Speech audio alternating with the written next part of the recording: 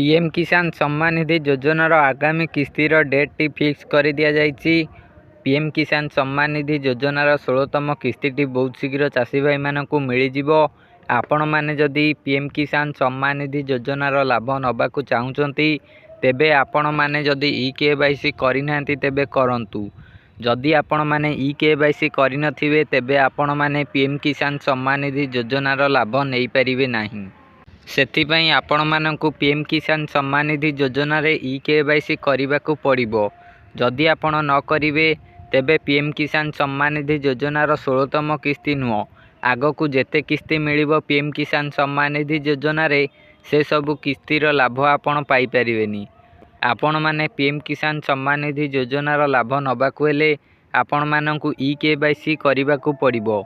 केवल EKYC नुह EKYC छड़ा मध्य अन्य विभिन्न प्रकार सबु प्रॉब्लम रही से सबु उपरे आपण मानकु ध्यान दबाकू पड़िबो। जेपरिक आपणकर बैंक अकाउंट सहित आधार कार्ड लिंक न होबा। जदि आपणकर बैंक अकाउंट सहित आधार लिंक नथिबो तेबे आपण माने मध्य पीएम किसान सम्मान निधि योजनार लाभ नहीं पारिबे नाही। एहा सहित आपणकर जमी जांच होइथिबा दरकार। जदि आपणकर जमी जांच होई नथिबो तेबे आपण माने मध्य पीएम किसान सम्मान निधि योजनार लाभ नहीं पारिबेनी। एहा सहित आपणकर फंड ट्रांसफर ऑर्डर ए फंड ट्रांसफर ऑर्डर टी येस रहिबा दरकार। जो आपणकर स्टेटस रे रही FATO प्रोसीड एटा होची FATO प्रोसीड कोन FATO होची फंड ट्रांसफर ऑर्डर प्रोसीड सेटा आपणकर जदि येस नथिबो तेबे आपण माने मध्य पीएम किसान योजनार लाभ नहीं पारिबे नाही। सेथिपई आपण मानकु ए सब गुड़िक 16तम किस्ती आसवा आगु चेक करिया पड़िबो। एहा सहित आपणकर जहाँ भी किछि भूल थिबो ताकू ठीक करिवाकू पड़िबो।